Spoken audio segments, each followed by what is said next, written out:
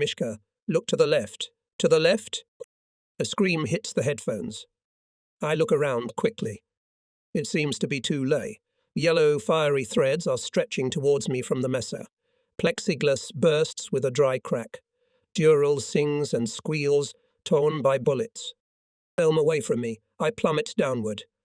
Just the second I see the shadow of an airplane with black crosses on its wings obscuring the whole sky. So close he is. No, I think I'm alive this time. I try the airplane, it seems to listen. I'm known from where Grisha Filatov's car is nearby. His face is confused and smiling. Nothing, friend, we'll live yet. Shit. Junkers again go to the target. Probably decided that we are finished. Grisha, I'm going to attack. I do not know whether he heard me or the instinct of an experienced pilot told him an instant decision. Only looking back, I saw that as if an invisible thread tied Wingman to my teal. At a sharp throw up, he did not lag behind, reliably covers me. So everything is all right.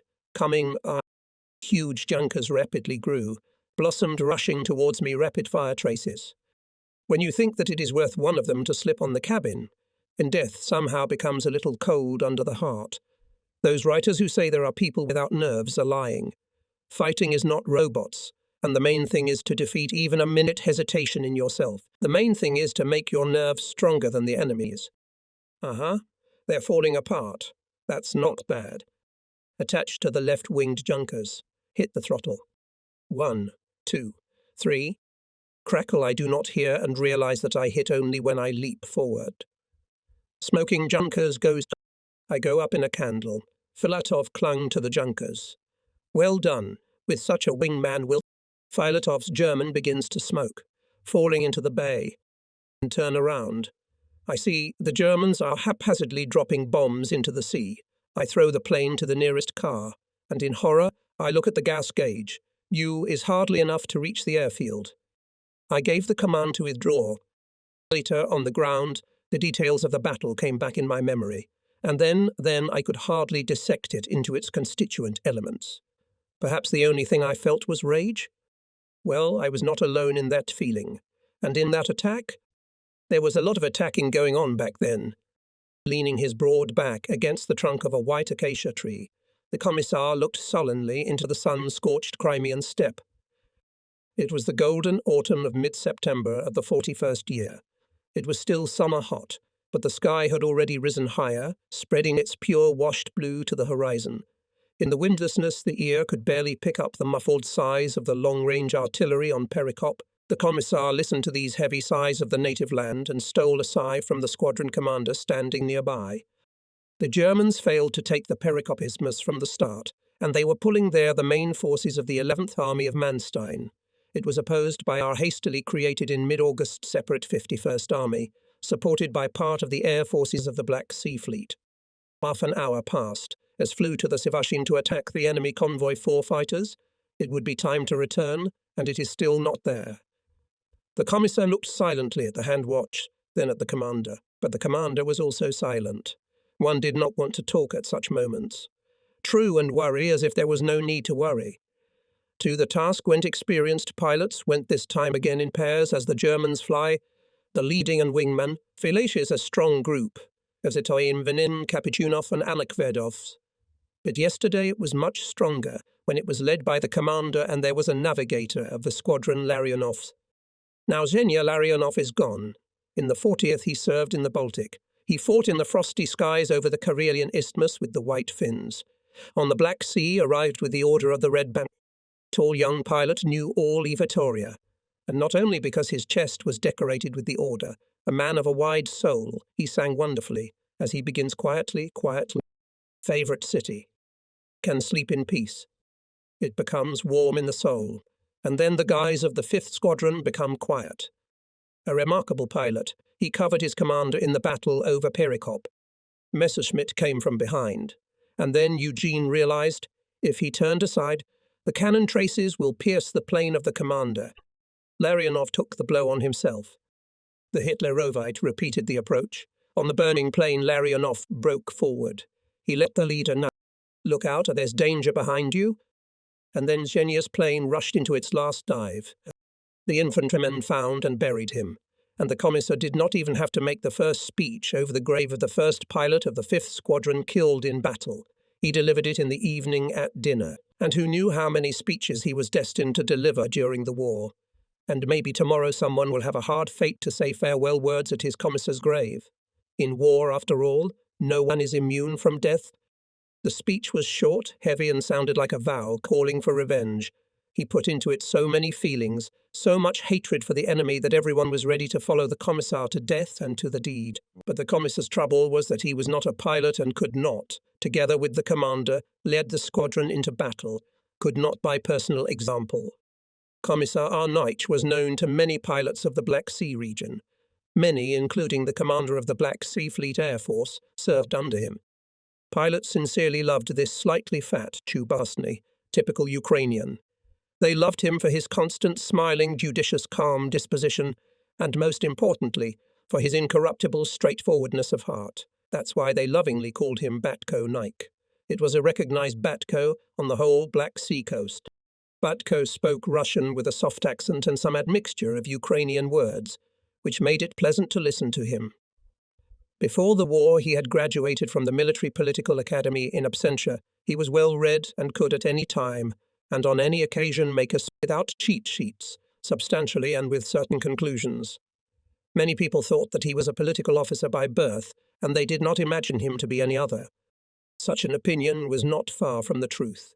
When Naik was still a teenager, Chayutyunik's gang passed through his native village of Ivankivsy in Kamenets-Podolishina. It killed a small detachment of Red Army soldiers, and the commissar, a young, handsome guy in a black burqa, was chopped up with sabres. Then Ivan Naik thought, what kind of a man was the commissar if he was so hated by the enemies, and he wanted to become the same, or even a little like him and destroy all the bandits? Over the years, the image of the commissar killed by the Tyunikovs did not leave Ivan, but became brighter and more persistent. It did not leave him even when Naik himself became commissar, the soul of the squadron, and this soul was aching now from an invisible wound. Obsession, he blurted. The commander raised his eyebrows in surprise, glanced. You. What? Yes, nothing. He evaded a direct answer. It was not the place for such a conversation, and was it necessary to expose his weaknesses to the commissar? The commander did not insist. He knew that the commissar didn't keep any secrets from him. He would tell him himself when the time came. At dawn on September 24, the pilots, as usual, gathered at the squadron CP to receive their assignment. The mechanics had already tried out the engines, stomped at their machines. Comrade Staff Sergeant looked to the north, said a young motorist Kokin to his mechanic. Berlikov looked toward the Perikop Isthmus. The sky on the horizon was blazing and, like a wind-blown fire, flared up, shuddering. Soon a distant artillery cannonade was heard in the morning silence, and occasionally there were muffled explosions. The cannonade intensified. The ground is trembling, Kokin noticed. He lay down, pressed his ear to the grass, moaning. Probably our fascists are kicking out from the isthmus. He got up, shook off his pants with his palms. What do you think, Comrade Staff Sergeant? Can we make it? We'll make it, Kokin. Berlikov answered a little verbally. Alakverdov came running. Barely heard Berlikov's report on the readiness of the aircraft for combat flight, hurried him. We are going to escort. Bombers flew out. We need to catch up. Comrade Commander, what's going on over there? Ours are advancing, Kokin asked. Well, I don't know, my dear. I don't know. I'll fly down and see for myself, and when I come back I'll tell you. Since that memorable for Alakverdov day, when he shot down the first enemy plane, and his comrades reprimanded him for leaving the tail of the leader without cover, Junior Lieutenant Alakverdov somehow changed dramatically, became much more restrained, It was felt that the man had crossed a quarter of a century. And then, that memorable evening, he approached the commissar and asked to apologize for his rudeness. Batko Naik made a surprised face. If you feel that you have committed such a sin and allowed it in public, you should apologize in their presence. But I don't remember such a case. Now the commissar is the closest person to Alakverdov. Today the senior political officer asked if Alakverdov had received news from his wife from evacuation. And when he found out that he had not, he calmed him down and convinced him. Everything will be fine. She is alive and well, and her letters are looking for you along the front roads. In a great mood, Alec Verdov flew to the mission. Before the flight, he asked the mechanic, Pyotr Petrovich, did your Irina reach Novocherkassk? If I knew, Comrade Commander, it would be calmer in my heart. Merelikov answered, There are no letters. Don't worry, my dear. There will be letters. There will definitely be letters. They are looking for you. That's what Batko told me. The group returned from Perikop in 40 minutes. Alec Verdov jumped out of the plane excited, as if he had been in a fist fight. 5 messers shot down. There's so much being done there, so much being done. The ground is on fire. Everything is in smoke. You can't see where ours and Germans are. Sergeant Kokin helped the commander to unbuckle his parachute. Good. All returned, said Belikov. And Nikolai Kokin had time to take a quick look at the fuselage, the wing. 4 holes in the console of the left plane. You reported. Alavadov and Berlikov probed each hole from above and below. They found nothing dangerous, punctured only percale cover, a fast motorist for 10 minutes of work.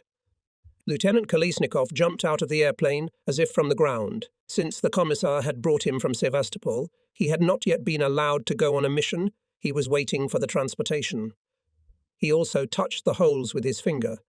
Well, how is it? Alekverdov was asked. At altitude, smoke is climbing into the cabin, he excitedly told.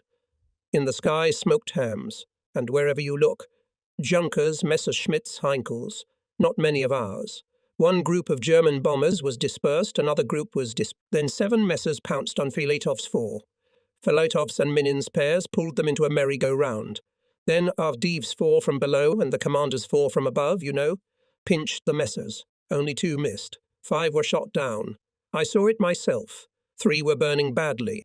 2 were smoking. And below us the Ilas were circling. They killed those. The gas tanker came up. The gunners were already rattling fresh cartridge belts in empty boxes. Alec Verdov hurried to the CP. Kolesnikov walked beside him, looking enviously at his fellow countrymen, both of them Russian and Armenian Biko. Both of them studied at the Yeisk School of Naval Pilots, though Alexei Kolesnikov was 3 years younger.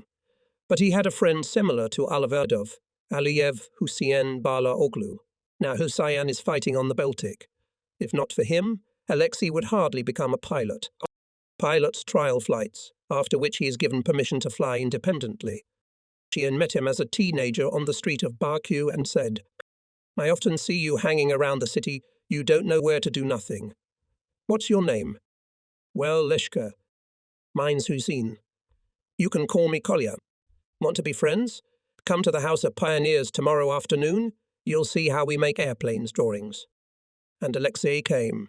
He became interested in airplane modelling, found good friends, especially loved Hussein. Pioneer age passed, Hussein continued his studies, Alexei was a mechanic at the factory. Different interests, new friends, they met by chance. Why did you disappear? Said Hussein. How many times I came by, I never saw you at home. What do you do after work? Nothing. So come to the gliding centre, I'll teach you how to fly. It turned out that Hussein had graduated from the gliding school without interrupting his studies and was already an instructor. He taught Alexei how to fly a glider, and then he taught others. But during this time, Hussein finished pilot school at the Aero Club and moved to U2, and again he dragged Kolesnikov with him. And when Alexei learned to fly an airplane, Hussein said, And now, Lesha, let's go to the School of Military Pilots. We'll go on Komsomol vouchers. That's how Alexei Kolesnikov, a Baku worker, became a military pilot, and he never regretted it, only longed for Hussein. Maybe it would be easier to fight next to him. Now Alexei was walking to the control room next to another fellow countryman, whom he did not know in Baku. He was walking, looking at him, who had just returned from the battle with bullet holes in the wing, and envied his indifference to the fact that these bullets could hit him. Alec Verdov shot till him. Brave Alec Verdov. He shot down 2 Nazi airplanes. Will I ever succeed? I can't say that this day was special, and yet it was memorable for the rest of my life. War, like an insatiable hammer, for the 3rd month was grinding all living things on the ground and in the air. The Crimean land, scorched by battles, groaned from hot fights and unceasing cannonades. The enemy, after a strong artillery preparation and massive air treatment of our front line, moved to the Turkish rampart of its main forces, continuously supported by artillery and aviation. We took them to the sky more and more often a day. Today we flew 6 times on a mission. At first a large group was led by Lyubimov, then the tasks became more complicated. We had to split into 2 6s, and at the end of the day we flew 3 4s. It turned out to be worse than a large group. Our 4 fighters accompanied the bombers to Sivas. A pair of direct cover was closer to the Petyakov, and we with Sergeant Platonov were higher and broke out a few forward to find out the air situation in the target area. We didn't have to find out for a long time. From afar we saw a whole swarm of German fighters. We counted 44 Messerschmitts. If such an armada will pounce on our bombers, none of them will return home. A couple of Yaks to contact them. Also a sure death. The Germans have not noticed us yet. There are still a few minutes to save. We can think everything over, weigh everything. Like hell we can. What is there to think about? What is there to weigh? Whether to give up my comrades to be torn to pieces by this horde? No, and no again. We fought with Filatov with 12 Messers. Yes, but now I have not Filatov in the tail, but Sergeant Platonov. Still, there's no other way out. We must divert the Messerschmitt's attention to ourselves. All on us, of course. We'll not rush. But while a dozen will deal with me and Platonov, and the rest will be circling with open mouths, Petliakovi will have time to bomb. So it's decided to distract, to take us away in another direction. I look back. A wing flap. Platonov understood everything. The Germans have already noticed us, and all 44 rushed in pursuit. We're taking them east. They are not attacking yet, but the hated yellow-bellied bodies of Me-109s are already above us, below us, on the sides, behind us. Hold on, Platonov. Hold on tight, Terenty, to my tail. After all, I taught you to fly the Yak, and unexpectedly for the enemy I turned sharply to the right and attacked the nearest Messer. Action was mixed up, everything turned upside down in an instant, as if there was neither land nor sky. Before my eyes there was a continuous merry-go-round, coloured by fire traces. With each hit the car was shaking and tossing. Hands were dead on the steering wheel, and the armoured backrest seemed to have already laid on you a gravestone. Are you alive, Platonov? Are you here with me, my wingman? From such a fight, when 44 as an easy prey chasing 2, to get out unharmed is unthinkable. And the sergeant knows it. I wonder how old he is. Just a boy. Hold on, boy, one more turn, one more attack. No easy prey for them. As long as the engines are pulling and not all the ammunition has been shot, as long as they are intact, only forward. And our bombers have probably already covered the target and are far from the front. How much time has passed?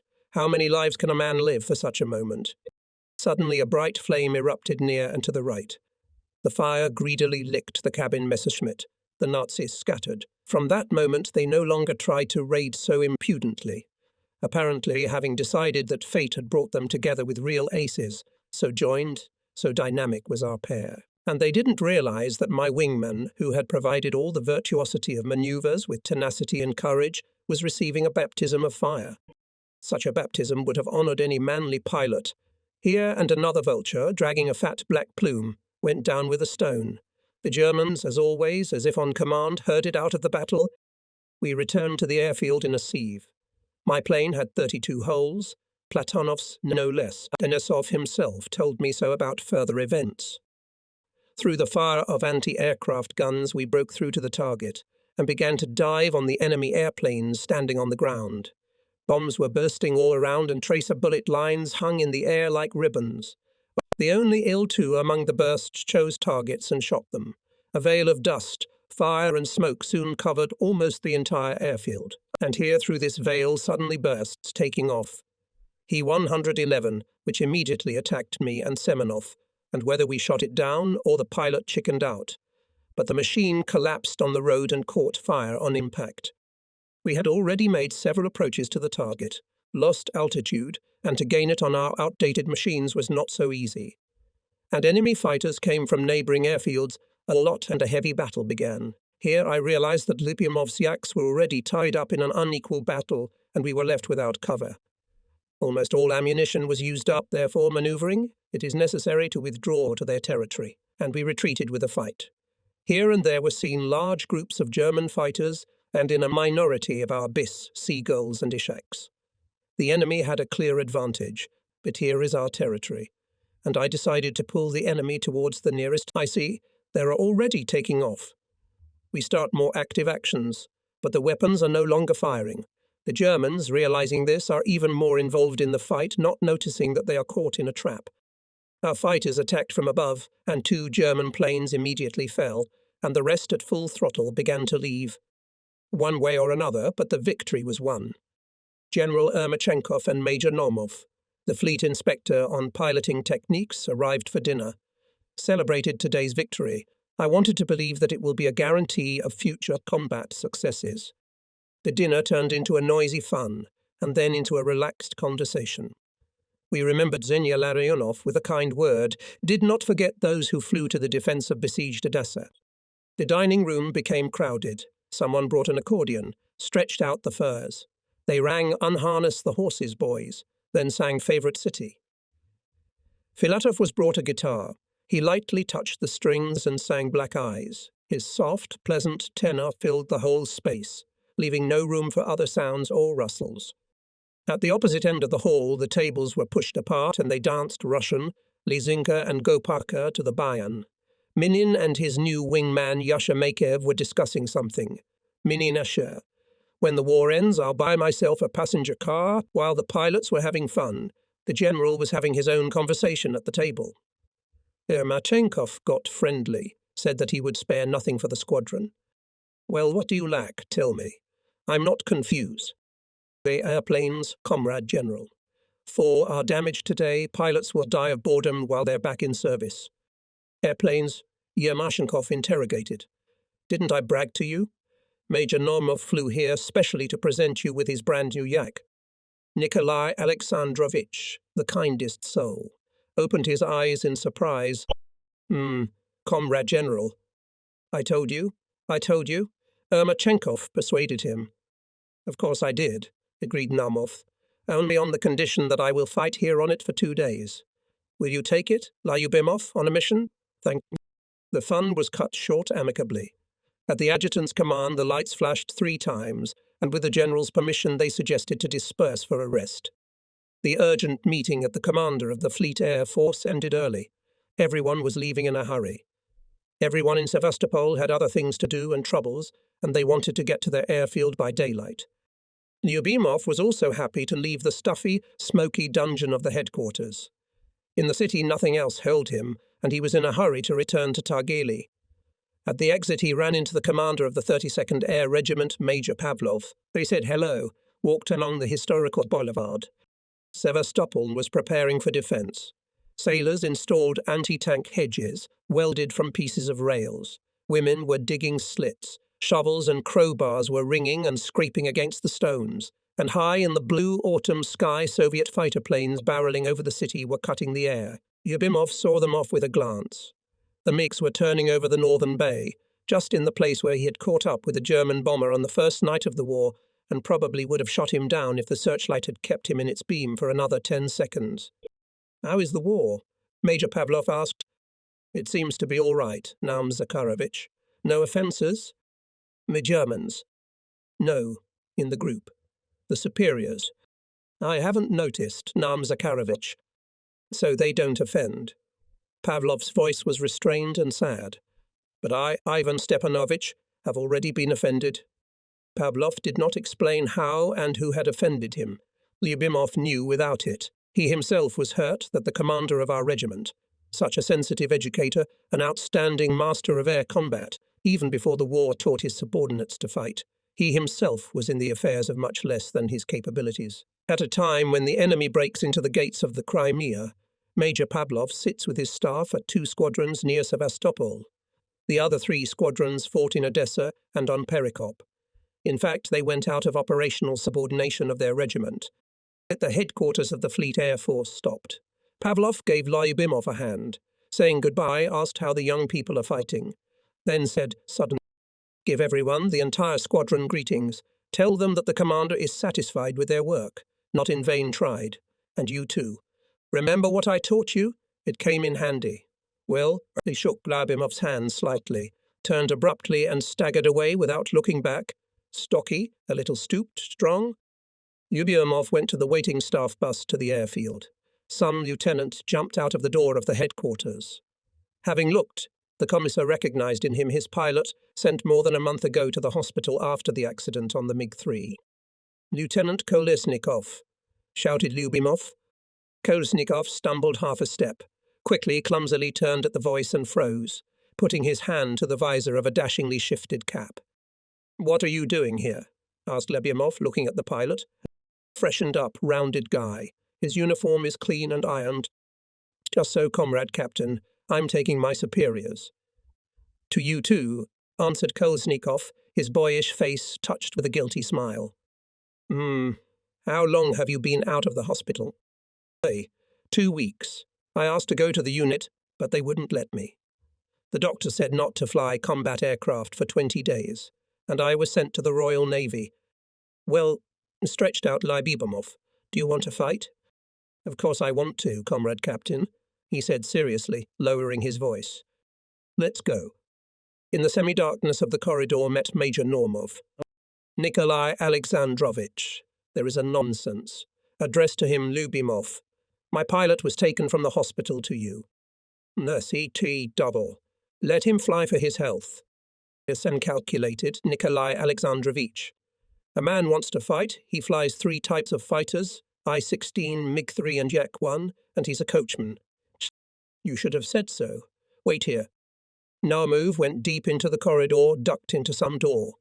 Soon he returned, slipped Kolesnikov a piece of paper, "Get registered," and Lyubimov, taking him under the elbow, dragged him along, explaining something. A group of generals was approaching from the darkness of the corridor. All seemed to be familiar, except for the one who was shorter in stature. The patches on his sleeves were hard to see in the dim light.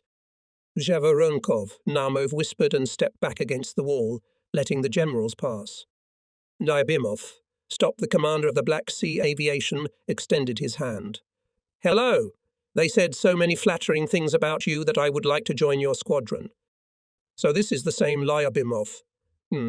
Spoke senior in rank and age of the general. Lyubimov prepared to listen to a reprimand for the emergency with non-firing weapons. Well, saw your work and over the front line? What kind of battle saw the head of naval aviation Zhavoronkov over the positions of our troops on the Turkish rampart? Lyubimov did not know. He also had no time to guess, because Zhavoronkov continued. "Oh, had lunch?" "No.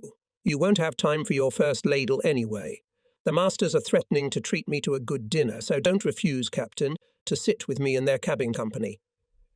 Lyubimov was embarrassed, but did not dare to refuse. The more Ermachenkov hugged him by the shoulder, with the other hand squeezed Normov to himself, and with jokes went after Zhavoronkov. At the table from Normov and learned Lyubimov that General Zhavoronkov, having returned yesterday from the front line, told Ermachenkov, as a single yak low over the positions fought with Messerschmitt. On the ground even the fight stopped. Both ours and Germans were watching the fight, and when the yak was attached to the tail of the Messerschmitt and opened fire on it, the Red Army men threw up food and shouted hurrah. The general says that it is impossible to convey the impression that made on our troops this duel and the victory of the Soviet fighter, said Normov, leaving the cabin. And then ordered Ermachenkov to immediately find him this brave man. Ermachenkov replied, "There is nothing to look for. It's Lyubimov, and the main task, to prevent losses of escorted bombers or attack aircraft, remains unfulfilled," said Lyubimov. "Sheep whole, the wolves fed," suggested Alevadov, causing a cheerful revival. Sergeants Platonov and Mikheyev were whispering about something, getting carried away, talking in a low voice. They were shouted at from all sides. "What's the matter?" Was forced to restrain the youth Lyubimov. Sergeants jumped to their feet. "Yes, comrade commander, met Degan Mikheyev," Platonov says. "No, come on. Don't interfere. Platonov says that if we had a squadron of soccer players, they would divide the sky like a soccer field into zones and would arrange their own forces. The center of the defense, Mikheyev didn't manage to finish. A friendly laughter rumbled. When the noise subsided, I tried to defend the sergeants. Why? After all, really, zones, it's rational. I was supported by Lyubimov. He suggested to take out notebooks and think with a pencil in his hands. In the end, all came to the conviction that the air road from the airfield to the target should be during the operation to break into zones and keep under their control. Since the Messerschmitts most often snoop at the leading edge, decided to send there ahead of the attack aircraft a small group of the most desperate fighter pilots. This group should restrain the air enemy and, if possible, open a gate through the front edge home. Direct cover fighters will go with the attack aircraft to the target. The safety of the return home will be ensured by a patrol sent to the bay and a duty link or pair raised over the airfield.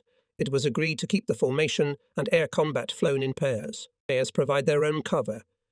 In the morning flew Ermachenkov. Lyubimov reported to him the essence of the collective development of cover Operation Chaplinka. General scrutinized the scheme of the squadron forces. "But you, well done." "Eh?" praised Ermachenkov. "Honestly, well done. Mine and I, admittedly, had not thought of it. So you lead the 6 direct cover, climb with Alvidov higher, closer to the eyeless, will stay 4-9 in. Isn't that a bit much? Perhaps one pair of Filatov will be enough to walk over the leading edge, and a pair of Sheglov-Nikolaev to strengthen your group? No need, Comrade General. Everything has been thought out and everyone has weighed in. The 4 under me will be strong. Senior Lieutenant Minin paired with Sergeant Makiev, who has already been shot at, and Senior Lieutenant Kosterny with Sergeant Platonov, also not a bad pilot. Okay, agreed Ermachenkov. I approved. Arrived on the U-2 Captain Gubry, commander of the squadron of attack aircraft. Also Batko, the 2nd Batko in the Black Sea Aviation. But that's not the main thing the captain was famous for. His bravery and combat skill in the Baltic skies brought many victories in the fight against the White Finns. Legends were told about him. He was sought to imitate on the ground. In the air, and not only young pilots, but also we, who already had some combat experience of the first weeks of the Great Patriotic War. When Captain Gubry unbuttoned his jacket, the gold star of the hero of the Soviet Union flashed on his chest. The hero himself at this time, scrupulously and businesslike clarified with the fighters the place and time of the meeting in the air, familiarized with the tactics of interaction in the target area and along the route. Gubry hurried. It was time to return to his airfield. When they saw him off, involuntarily thought, so that's what desperate, brave guys we have to cover tomorrow. From the consciousness of this operation, Chaplinka seemed even more responsible, more significant. Our 4 flew to the front line 2 or 3 minutes before the stormtroopers and the cover group crossed the front line. On the ground, we agreed that Lieutenant Sheglov and Sergeant Nikolaev would stay closer to the Gulf of Karkinet at an altitude of 2 or 2,500 meters. Filatov and I, 500 to 800 meters higher and to the east. So that the State Farm Shavoni Chaban, 300 meters below us, showed Messerschmitts, 12 of them. If they were heading eastward, we could have moved aside so that they would not notice us. But their hard work carried them exactly where the attack aircraft were about to appear. They had to engage in battle in 2. A pair of Sheglov patrolled over the place where the group passed. We decided at once. The main thing was to draw the enemy into the fight, to delay him, to give their attackers a chance to do everything that was planned by the Operation Chaplinka, and then when ours would return with victory, we would somehow get out. Somehow we couldn't get out. The Germans saw that the Russians were only 2 against 12. They took us for easy prey, and everyone wanted to get the first. This easy prey will cost you dearly, you yellow-bellied devils. There are 2 of us, but you don't know what each Russian pilot is worth in the air. The fight turned into confusion and chasing each other. Tails, yellow bellies of Mi-109s, smoke and lighted machine gun trails flashed before our eyes. From behind on the Yaks and Messerschmitts, no identification marks could be seen, and no one dared to move aside. The charade dragged on. Filatov continuously looked back at his tail. Sometimes it seemed that his head was making circular turns. He could barely keep up with me at unexpected sudden movements and attacks of the enemy. How long did this game with death last in the embrace of 12 enemy vultures? Then it seemed like an eternity, but here we finally saw how our attacking aircraft were returning back. How many of them, counting no successes? They were followed by a cover group, their Yaks. It became clear the main task was accomplished. We had to get rid of the messers and get home. But do we really have to leave without punishing any of them? So I rushed forward. After each attack, I looked back, Whether Filatov was alive, recognizing him, I again threw myself at the nearest Messerschmitt. One still managed to catch for a moment in the sight and give him a line. Vulture flashed in full view of everyone, fell out of the battle. The Germans dived down as if they were in a hurry to look at its last kiss with the ground. We did not disturb them. On the airfield sat down almost after Lyubimov and Minin. The pilots who had arrived earlier were inspecting their machines with mechanics, counting the holes. Nike went from one airplane to another, asking what and how. With the return of the commander, all participants in the Operation Chaplink quickly gathered at the control room, summarized the preliminary results. Lyubimov immediately called Ermachenkov. "Oh, Comrade General," reports Captain Lyubimov. The prisoner testified correctly. Strike attack aircraft was so unexpected that the Germans had to call Messerschmitts from another airfield. The fight was difficult. Our 4 were hit. No wounded. Everyone went home. I and Minin covered them. From the restraining group, Avdiyev and Filatov led 2 long battle with 12 Messerschmitts. Avdiyev shot down 1 enemy fighter.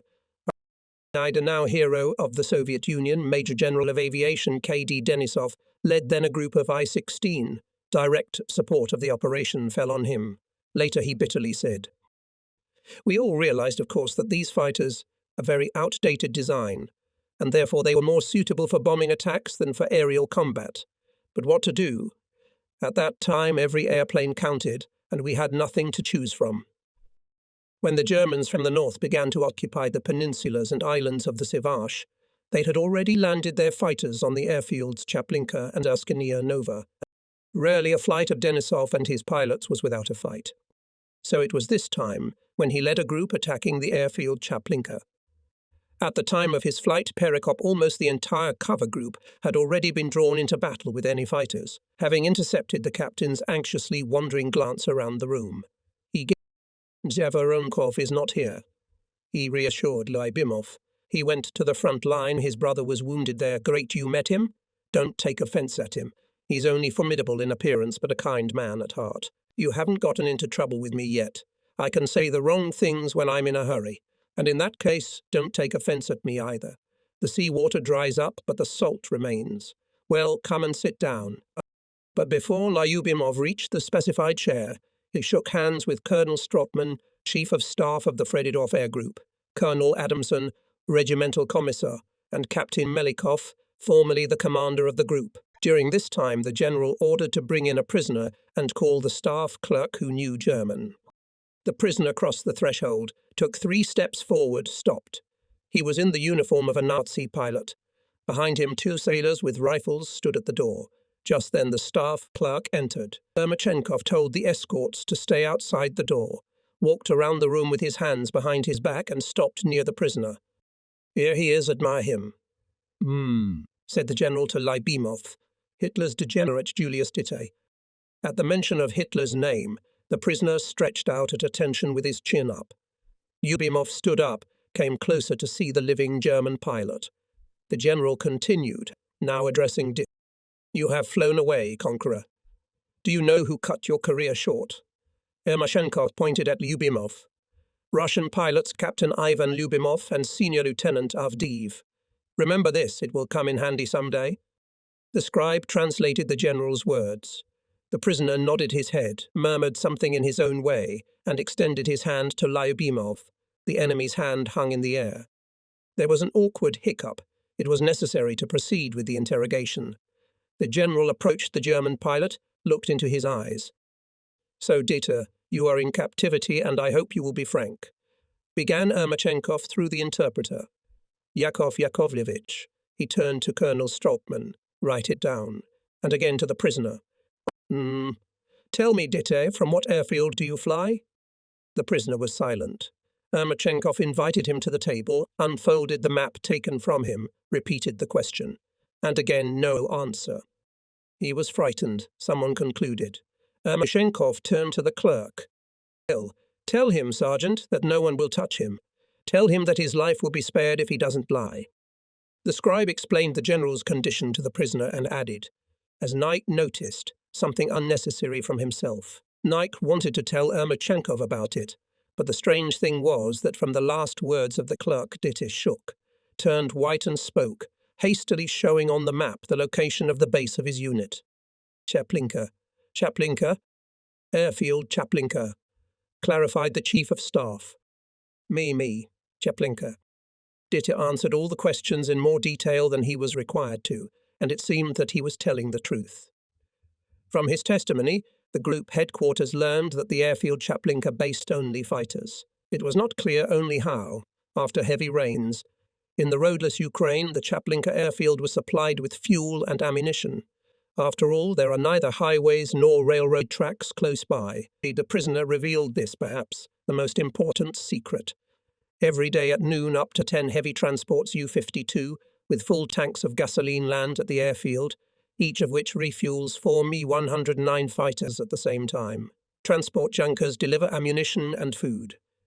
Dita asked for a piece of paper and drew a diagram of the airfield, the parking places of fighters, where and how they are refueled with gasoline, ammunition depot. The airfield is not protected by anti-aircraft artillery. Ermachenkov once again reminded the prisoner that his life would be spared for correct testimony. Tomorrow we will fly with a return visit. The general finished. If you deceived or inaccurately indicated the time, we will shoot you. Understand? Take time. When the door closed behind the prisoner, Knight said to the clerk, "Maybe explain to us, Comrade Sergeant, what you added from yourself when translating the terms of the general." The scribe blushed. All present looked at him with curiosity. Well. Ermachenkov was interested. Tell me, what did you speak for me in German? Everything exactly, Comrade General. He assured the clerk. I translated as they said. Where it was difficult, I translated it freely. So what did he say? The military commander asked Nike. Bartko Nike, chuckling. The sergeant threatened him in the name of the general. If you don't tell the truth, we'll take you by the sorest spot, put you on a stone, and knock you on top with the other one. You rascal. Ermachenkov's voice was drowned in the general laughter, and I wondered why he was talking all of a sudden. And he laughed himself, then said to the military officer, "Explain to Dite that we do not torture prisoners." Chief of Staff of the Air Group, Colonel Stropman, reported the situation on Sivash. With a sharp movement, he slid the dark curtain, hiding a large, full-wall map, removed from a nail-along pointer like a billiard cue. The pointed end of it slid from the Gulf of Karkinyet Gulf along the Rotten Sea to the Arbatskaya Arrow. According to incomplete data, the situation on our section of the front is as follows, began the colonel.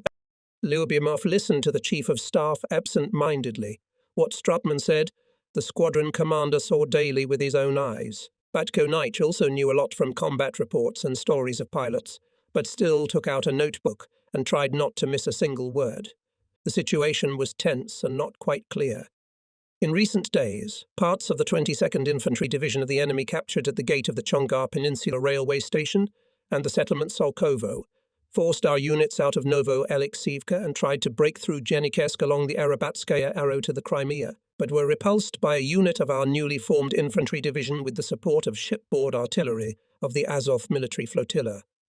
The northern coast of Sivash is occupied by the same 22nd Division of the enemy. On the Perikop Isthmus, against several of our units and formations of the separate 51st Army, are concentrated the main forces of the 30th Army Corps and the entire 54th Corps of the 11th German Army. In the outskirts of the main line of defense of the Soviet troops. On the Turkish rampart, there are local battles. German aviation of the 4th Air Fleet has intensified its actions. Today, at dawn, up to 50 enemy bombers made a raid on the farm Shevny Chaban, finished the Chief of Staff. After heavy shelling supported by mortars and machine guns, a battalion of enemy infantry attacked our stronghold.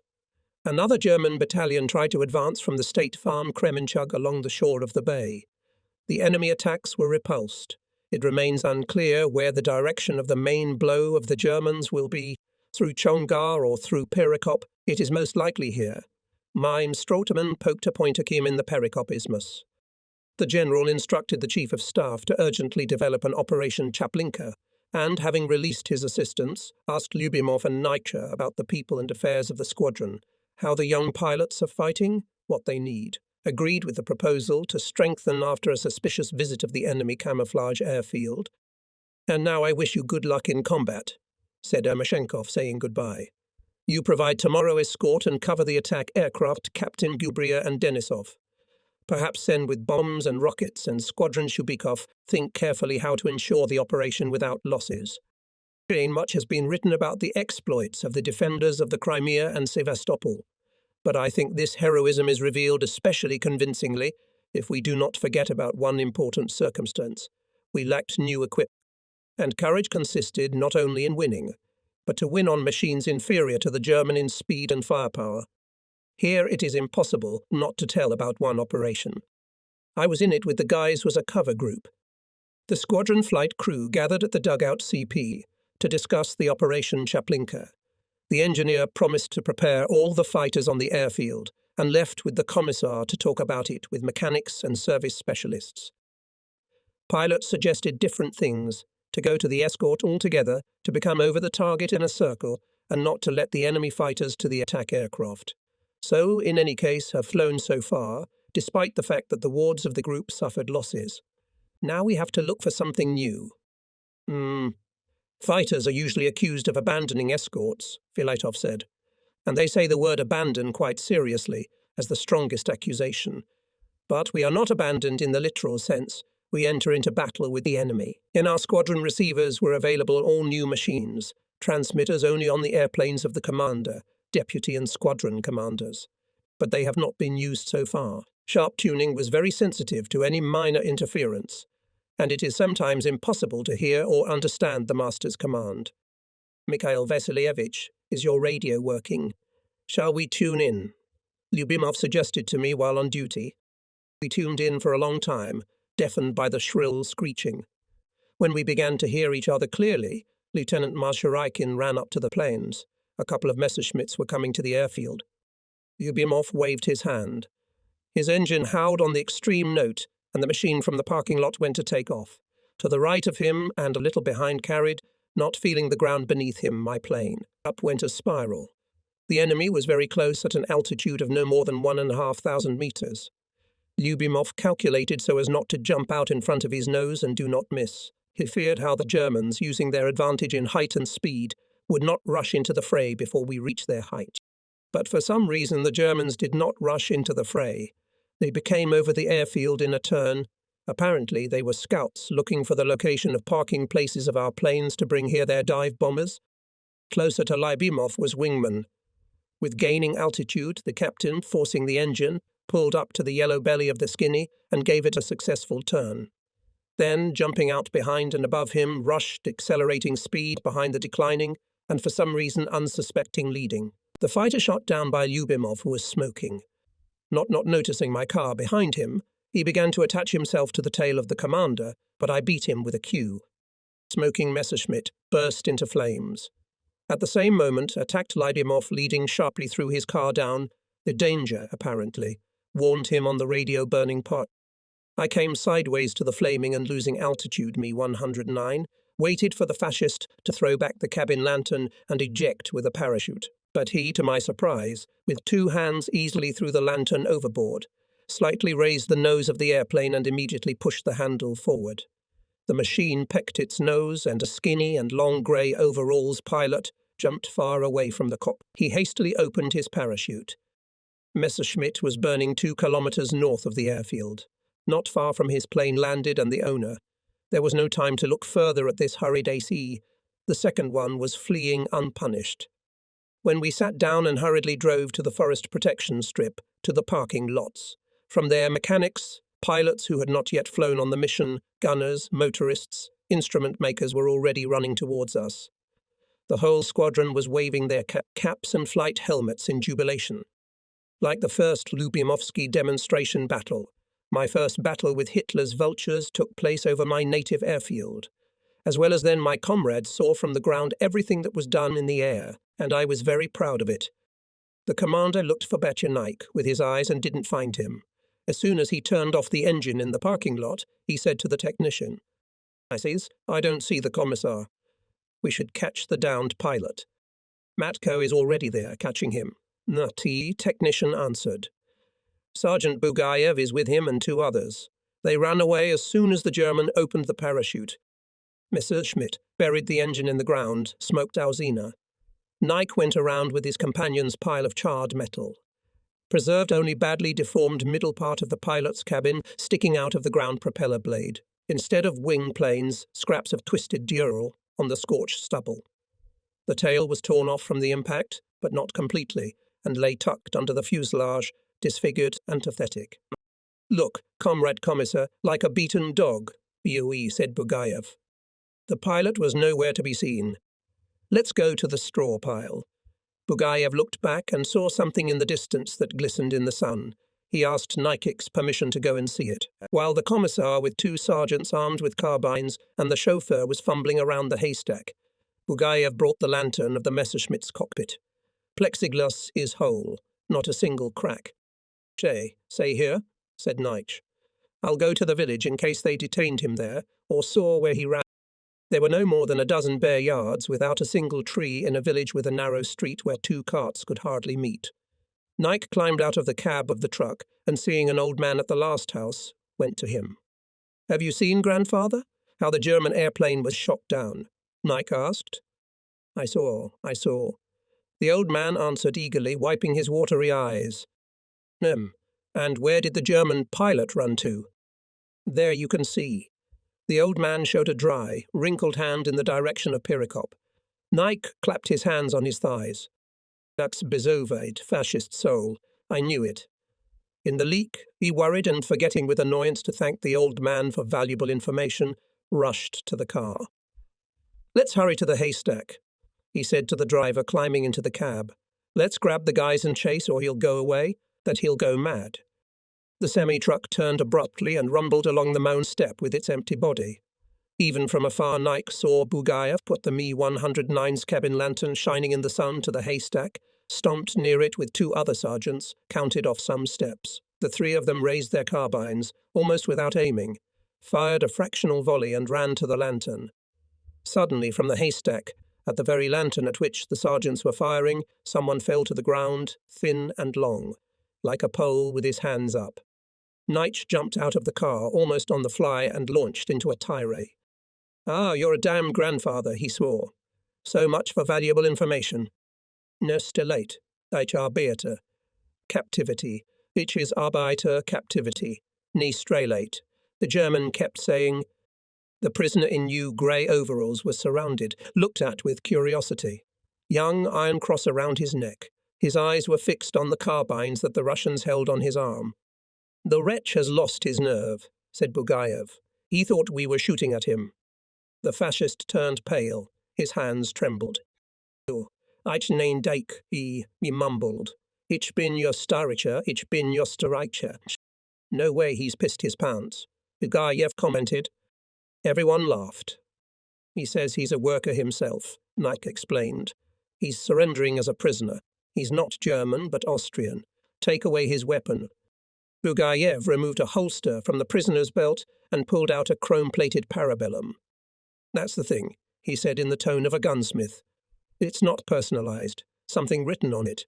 Bugayev handed the gun to Nike. "Read it, comrade commissar." Nike looked at the inscription on the handle of the gun, said that it was awarded to the pilot Julius Ditte for special services at the capture of the island of Crete. No other weapons were found on the prisoner. They took him to the headquarters of the air group. Bugayev also took a lantern with 3 neat bullet holes. "Good cigarette cases will come out?" Said the driver. "Cigarette cases," Bugayev teased him. "See?" He patted the convex part of the lantern near the bullet hole. "The pilots should be shown. They said that the glass on the cockpit Messerschmitt stronger than armour, and in reality, that's right." General Ermachenkov, deputy commander of the Air Force of the Black Sea Fleet, thanked Nike and the sergeants for the capture and delivery of the German pilot and called Labov. "Come, I'll introduce you to your godson. We'll interrogate him in front of you. I'm waiting. And you, Batko, stay," he said to Nike, hanging up the phone. Not 5 minutes later, Lyubimov arrived at U2. In the teachers' school, where the headquarters of the group was located, he reported to the general. Ermachenkov met the squadron commander, not hiding his disposition, just a month and a half ago. The general arrived at the Black Sea from the Baltic, and for this short period of time, he fell in love with Commander Lyubimov. The squadron fights almost without losses, and on its account is already about 19 downed enemy aircraft, successfully escorts bombers and attack aircraft, and itself more than 10 times stormed communications and the front line of the Germans. So it was over Perikop. And before that, the squadron from the first day of the war covered from the air the city and the main base of the fleet, Sevastopol.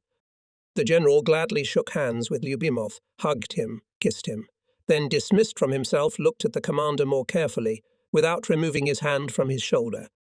Well done. That's the one I was wary of. Yes, Nusif could have cooled down a bit.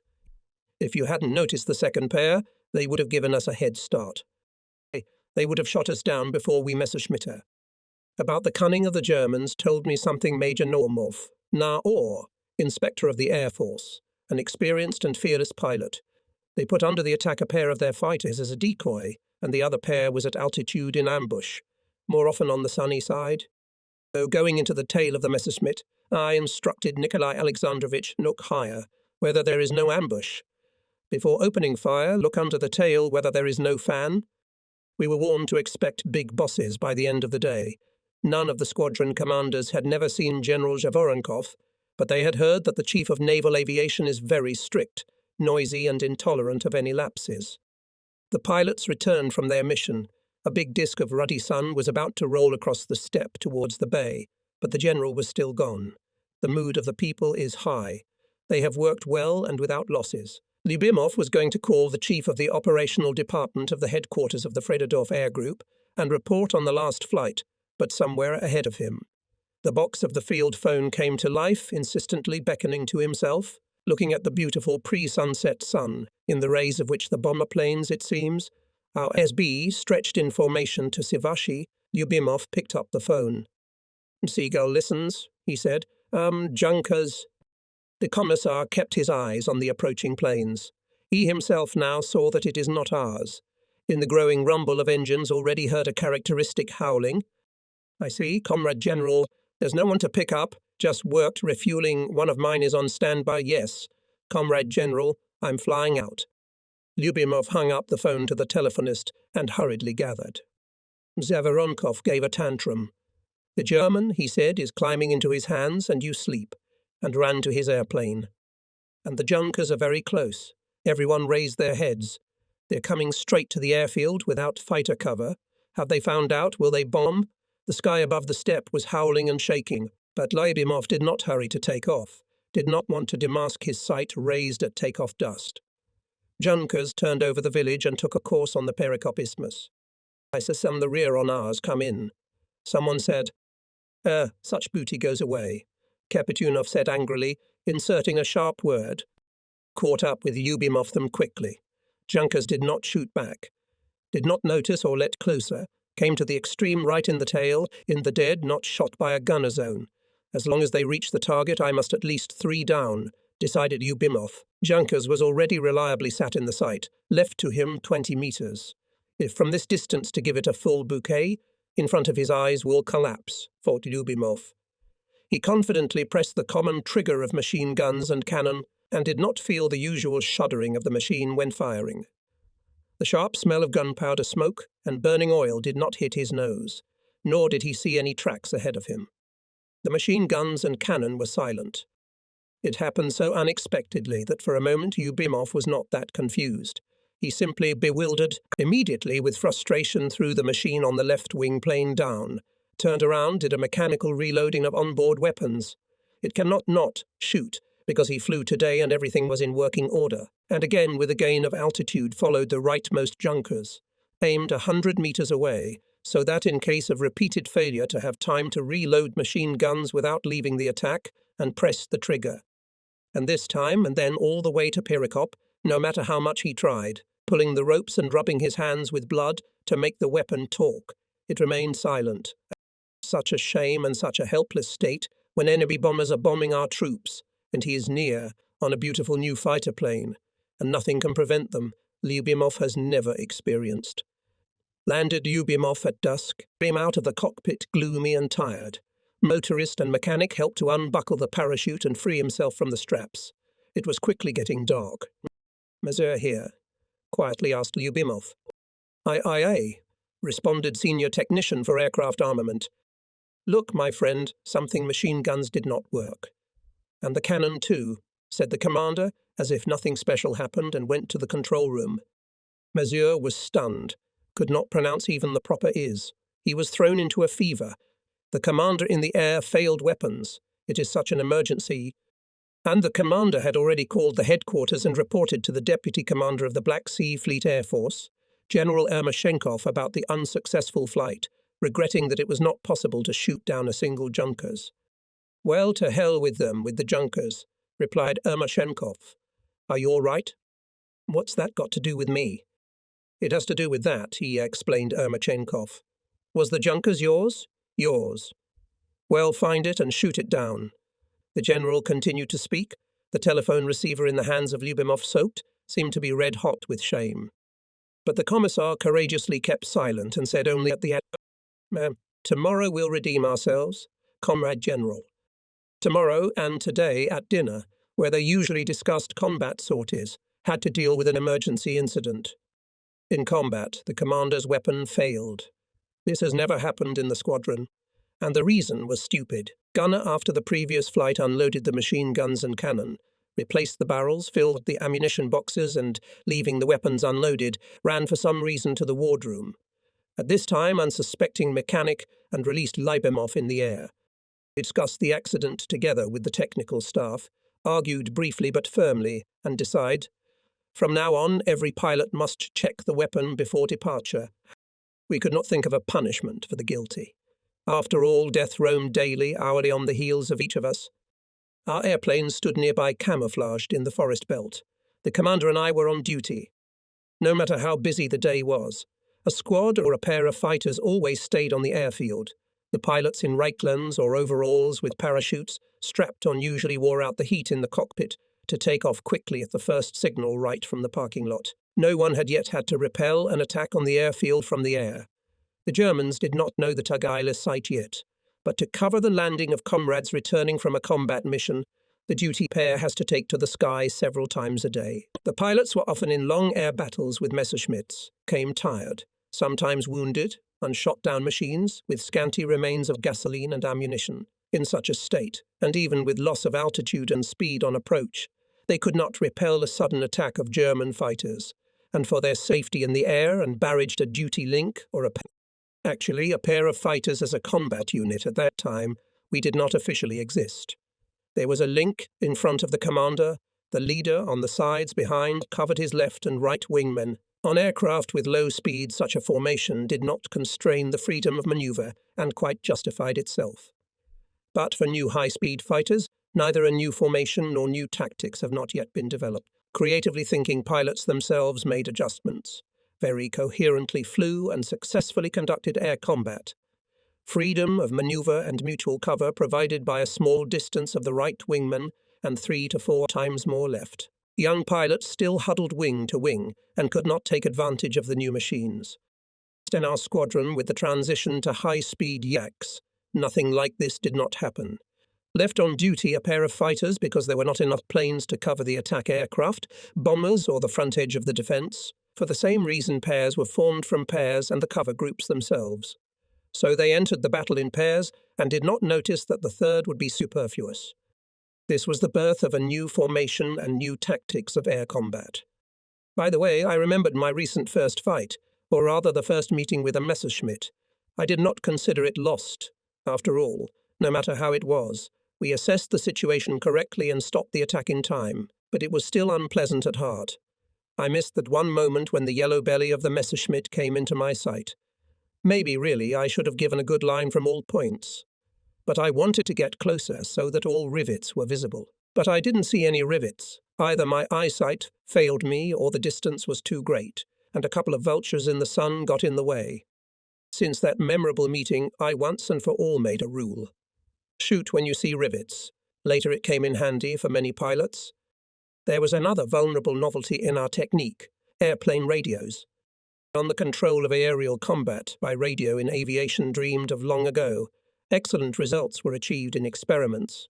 But in combat units to the beginning of the war, the radio was not in honor, it was not trusted. Pilots were distrustful of radio combat control, and with the receipt of Yak-1 fighters at the beginning of the war.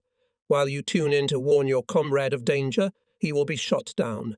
It was better the old-fashioned way, wing flap, rocket, slap. There were a lot of different conventions. People learned to understand them instantly, and fiddling with the radio only hindered the cause. Now on the cars, continued Filatov. I remind the task. Stormtroopers meet at the river Chatirai. Escort to the target and back. Direct cover. Kapitanov I Alaverdov. To ensure free maneuver, keep from the wards of 200 meters, exceeding no more than 100. Me and Minin, the scrambling pair. We'll be 500 meters behind and the same number of meters above. In the event of an airborne attack, we'll engage. And no matter how hard it is for us, don't go to our rescue. We can't outrun the Elos. Is that clear? It's always clear on the ground. In the air is so much unexpected, unforeseen, that you need to continuously, in some fractions of a second, to make new and new decisions, and how true they will be depends on the outcome of the battle, your life and the lives of your comrades. Letting the pilots go, Lyubimov and Knight went to the dugout of the squadron command post. Batko was completely upset. As soon as they went beyond the forest belt, where no one could hear their conversation, he asked Lyubimov with a serious look. Have you ever seen a hen hatching wild ducklings? And, without waiting for an answer, went on. She took them out, they flapped their wings and flew into the sky, and she ran around the yard like a fool. Didn't you see it? So here it is, look. Nike stopped and jabbed his thumb at his bulging chest. His face had turned purple, and large peas of sweat were rolling down his forehead from under the varnished visor of his navy cap. And Lyubimov looked at his commissar with wide-open eyes and did not understand where he was bending. What's it to you, Vasya? Nike hotly pressed. You gave the cry. Follow me. Got on his winged stallion and went into battle with his eagles. You fight, you cheer them up. And I lack that little extra behind me. I have the right to send anyone into battle. I can inspire, I can order, but myself, that's right. That's where I've got a stone, Vasya. Come on, Batko, don't talk nonsense, Lyubimov put in. No, my dear. Before the war, it was somehow unnoticed. Did you hear what Alec Verdov said now? Do not fly, they say, and keep quiet. You didn't catch it, and I got a knife in my heart. Do you understand my misfortune now? And there's nothing you can do about it. Life itself tells me that sailors should have a sailor as commissar and pilots, a pilot. I'll apply to the Marines. That's where I belong, Vasya.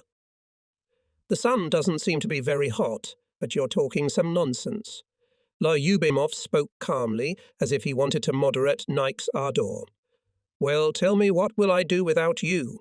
A good commissar has a lot of work to do on the ground. And how can you leave us? The whole squadron loves you, the old devil. They call you father. And a father doesn't abandon his sons in times of trouble. That's how it is, my dear Ivan Konstantinovich, and in a different tone of voice.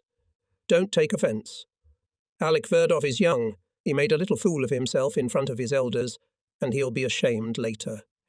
The U-2 rumbled low. Senior Lieutenant Saprikin, who had taken the report to the regimental headquarters, returned. But I preempted his report to the squadron commander. I was eager to report that the task of retraining young pilots on the Yarks was successful, without any accidents, that Platonov and Makeyev theory and piloting techniques passed with excellent. And finally, I wanted to say hello to them once again. No friends, without witnesses. I couldn't stand it.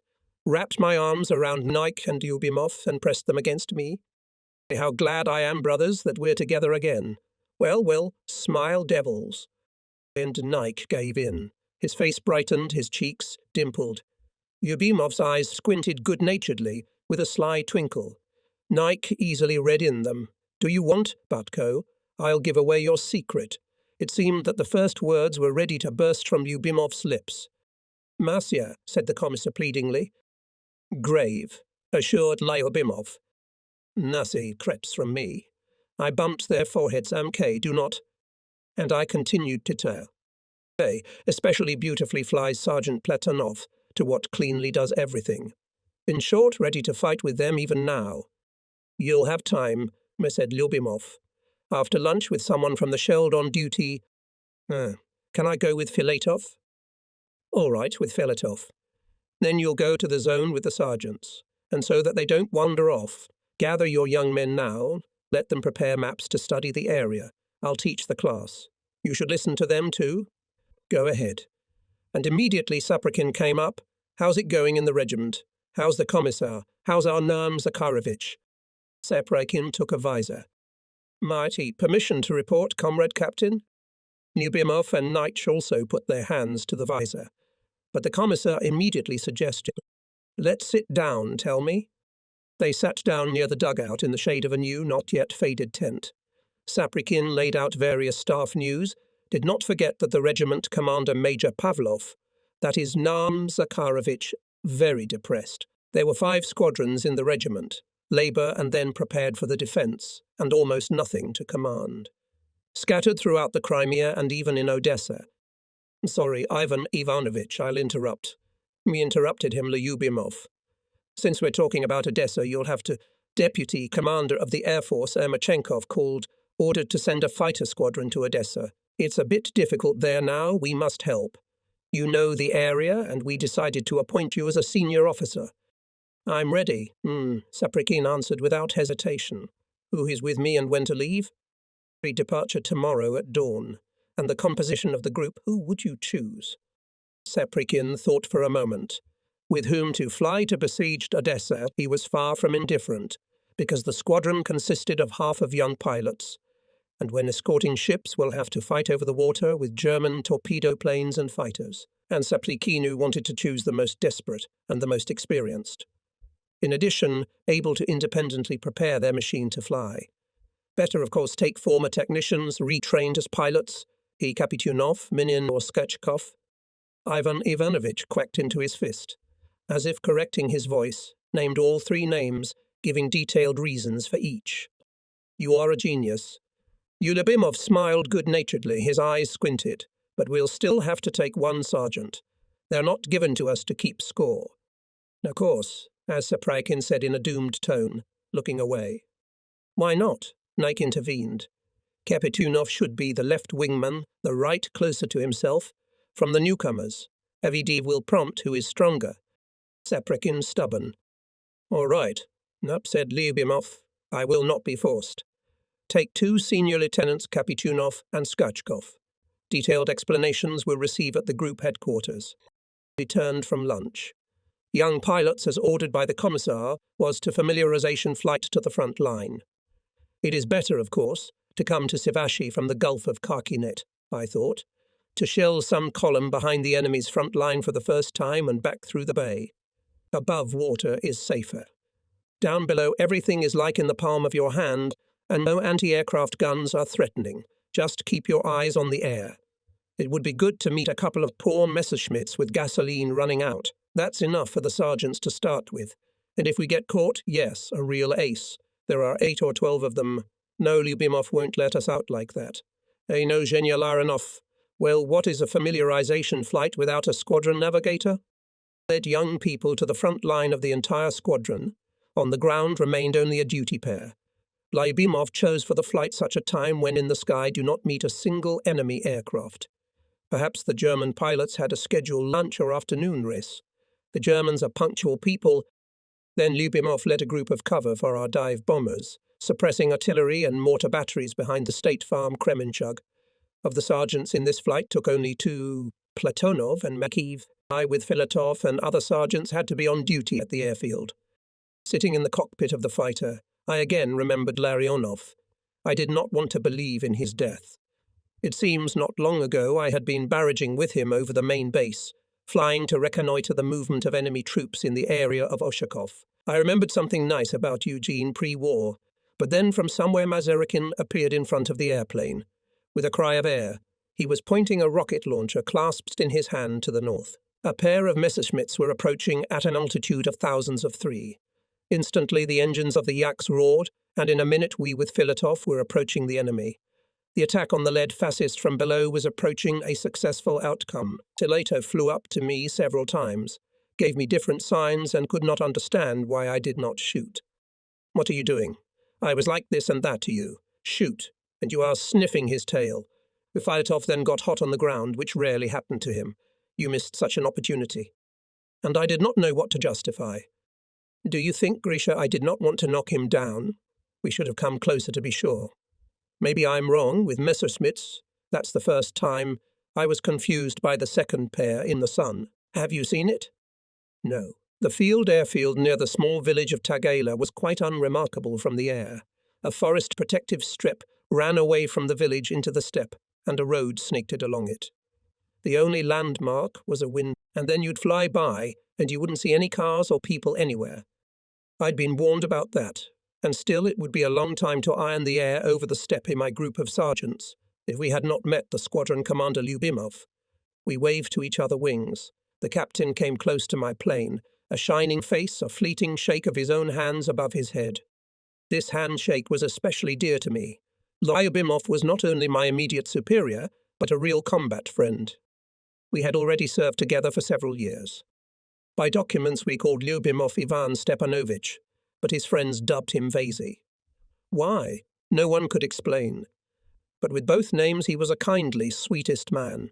He never quarrelled with anyone, always spoke without raising his voice, did not get hot and saw only good in every person. He himself did not scold anyone and his superiors favoured him, did not punish anyone and discipline in the squadron, the best in the regiment. And in piloting techniques and aerial firing between me and Lyubimov was a long-standing good rivalry, because above themselves in this we recognized only the regiment commander Major Pavlov. The squadron had a friendly, hard-working and cheerful team, and who knows what contributed more to this, whether it was the personal example of a combat commander or earthly reasonableness of the commissar, or maybe it was the fact that they were completely different, at first glance, people who complemented each other in the best possible way. Outwardly, the commander really differed from the commissar, slender, round-faced, with a high forehead above the black tufts of eyebrows, always neatly shaved, taut. True, for 3 months of the war, his face has become somewhat duller and lengthened fatigue, but it was still kind and open, without which Lyubimov himself is unthinkable. And now from behind the cockpit window this face was smiling at me so friendly, as if I flew away not for a couple of months to teach young sergeants to master fighter planes, and was away for an eternity. We got into a circle. From the north 3 fighters were approaching quickly at a low angle. Sergeants were wary, not Messerschmitts, internally prepared for battle, waiting for a signal from the squadron commander. Lyubimov immediately realized that this is returning from the mission-thinned group Filatov, immediately extinguished wandering on his lips smile. Again someone was missing. Consciousness returned yesterday's feat and death Lariat. Who is today? Filatov's pilots sat down in formation, clouds of dust behind them, then went to land sergeants. The commander and deputy landed last, while mechanics and motorists dragged the tails of the aircraft in the forest belt and masked them with branches. Pilots who returned from Perekop gathered at the command post dugout. In front silently walked 2 friends. Tall, swarthy Lieutenant Filatov measured the ground with a broad step, next to a womanishly seated Senior Lieutenant Minin. He had a girlish face, clear, small, beautiful. In the distance, hastily inhaling a cigarette, was hurrying Senior Lieutenant Kapitunov. Helmet phone fastened to his belt, blonde hair dishevelled, oblique strand stuck to the sweaty forehead. Together with the commander and the commissar, we stood at the entrance to the dugout. Adjutant Squadron Mazurikin prepared to write down combat reports pilots. Filatov wanted to report on the results of the flight, but Lyubimov ahead of. Where lost Alavadova? He himself lost. Now is it himself? Asked Neitsch, sat down on the forced. Filatov shrugged his shoulders uncertainly. See, when 3 times went to storm the convoy, he was. In the fight with 6 messers from Kapitunov did not lag behind, and went home with us. Over the Turkish rampart we passed at altitude, over the gulf we went down on a shave. Lieutenant Kapitunov, interrupted Filatov Lyubimov.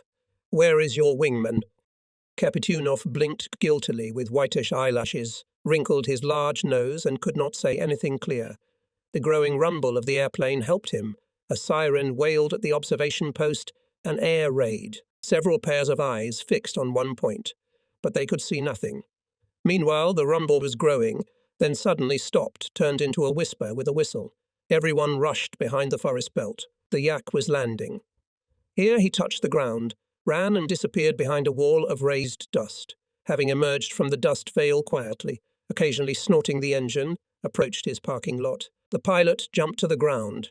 He was immediately surrounded by motorists, young pilots, mechanics. Some shook hands, hugged, clapped him on the shoulder. Others, together with mechanic Peter Berlikov, crawled under the planes in search of holes. The superiors came up. Everyone parted. Comrade Captain Junior Lieutenant Alec Vedov from the combat mission arrived. Joyfully reported the pilot. In the air battle he shot down one enemy fighter, Messerschmitt 109, and switching from the high-pitched tone of the report to ordinary speech, waved his hand to the north. There, it's burning up.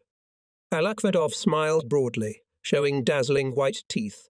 Large black eyes squinted contentedly, and his whole face radiated such childlike joy that it was impossible to doubt in the slightest the rightness of his words. Lyubimov extended his hand. Congratulations, Comrade Junior Lieutenant, on your first victory. Mazarikin, write him down one shot down, and bring it to the group headquarters. And now, he turned to Alec Vedov again. Tell me, my dear, how it all happened. The latter, gesticulating vigorously, began to tell how, carried away by the battle, chased one Me-109. He went this way, I followed him. He went up, I went higher. Not a fascist, a creep. His whole back was wet. I caught him on a slide and hit him right in the cockpit. But trust is one thing, but the law is another. For each downed enemy plane, the pilot is encouraged according to the number of downed are presented to awards. Therefore, no matter how much trust a man had, but the fact required confirmation, and the commissar must correct Lyubimov without hurting the authority of the commander. Dobe Sloshay, by the evening from somewhere, will report. Alec Vedov perplexedly raised his sprawling, merged at the bridge of his eyebrows. Well, someone on the ground saw that you shot down an enemy fighter, explained Nike. I don't know, replied the pilot resentfully. In combat, when you shoot at a fascist, do not think about it. Let the earthlings do it. Okay, Ivan Konstantinovich, interceded Lyubimov. He was so pleased with the return of Alec Verva that he was ready, if he could, to record him even 2 shot down Messerschmitt. The man will not lie. Shot down, then shot down. That's the way he should go. There'll be confirmation. Now everybody go to your places. The flight crew is to stay behind for the mission. When everyone dispersed, Lyubimov told the adjutant. Ask the ground troops to confirm Alavedov's downed airplane. Green grass was preserved only in the thickets of the forest protective strip. The trees stood thickly powdered with grey dust, thinned crowns of white acacia dressed up in bunches of red pods. Only a young ash tree dropped a solid shadow on the ground. Here and rested pilots waiting for a combat flight. Kapitunov, having put under his head a flight tablet and a helmet with gloves, comfortably spread out on his back and smoked a cigarette. Teletov, too, was lying on his back, stretching out his long legs in stubby, dusty boots. He closed his eyes, but he did not sleep. His thoughts revolved around Alec Vedov. He was sitting on his own heels, leaning against the trunk of an ash tree and chiseling something with a knife. On the other side, Minin was propping his back against the tree. He was perched on a neatly folded grey overalls like his comrades, and putting a clipboard on his lap, was composing a letter to his wife. She was working in another city in the airplane workshops and probably hadn't gone anywhere. Listen, Mustafa, Kapitunov spoke first. He nicknamed Alec Vedov Mustafa a long time ago. And the kraut you shot down is probably already in heaven. Alec Vedov's face broke into a smile. May Allah forgive me this sin, he joked. Did you see him fall? Kapitunov continued without turning his head. My eyes would have burst, Alec Vedov swore. It crashed into the ground near the Chervony Chaban State Farm. Now we'll go on a mission and you'll show me. You don't believe me? Alec Vedov burst out. I destroyed a fascist, and whether anyone saw it or not, it still burned. Why are you boiling? Muttered Filatov. Kapitunov turned on his side, looked questioningly at Alec Vedov. I willingly believe, Mustafa, he said. Honour and praise to you, and for the fact that you abandoned me like the very last. Kapitunov intercepted Minin's gaze and faltered. In his presence, no one ever swore profanely. All right, we won't specify. I don't want to make a complaint. If a couple of walking messes sneak up behind us, your kraut would cost us a lot. So long will not war, said Minin judiciously. Let you left us not in battle, let over its territory chased a single 109th, Even if you shot him down, all the same you betrayed us. And in your report to the commander it turns out as if we abandoned you, and not somewhere in battle. Hey, about your behaviour, Alec Fedov. I, as the leader of the group, I will be obliged to report to the commander. Strictly, said Filatov. Hey, it is better to see the enemy in the tail than to find out that you were abandoned wingman.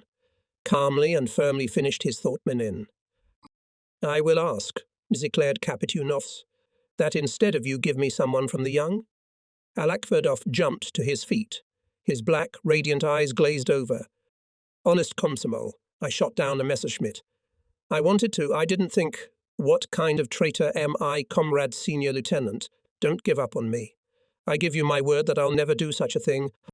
Kapitunov also stood up, brushed a dry leaf of white acacia from his pants, pulled on his tunic. Filatov and Minin got up. To hell with you, ma, said Kapitunov dryly. But if once again you open my tail to any fascist scum, he wanted to throw in a strong word, but only put a shield palm in the direction of Minin. Let's not be specific. I'll mutilate you more than God mutilates a turtle. Then let them both be judged. Alec Verdov crossed his arms over his chest. I swear it will never happen, he promised. Filatov looked around at everyone with a stern, probing look. Well, if Minin agrees, he summarized, all this unpleasant conversation will remain between us. Minin nodded his head. You, comrade junior lieutenant, will have to apologize to the senior political officer. You just tout out your chest in front of. You don't think about it in battle. And how did you manage to offend Batska? Alec Verdov looked silently at his feet. He felt badly at heart, and at the same time Filatov's words brought some salutary relief.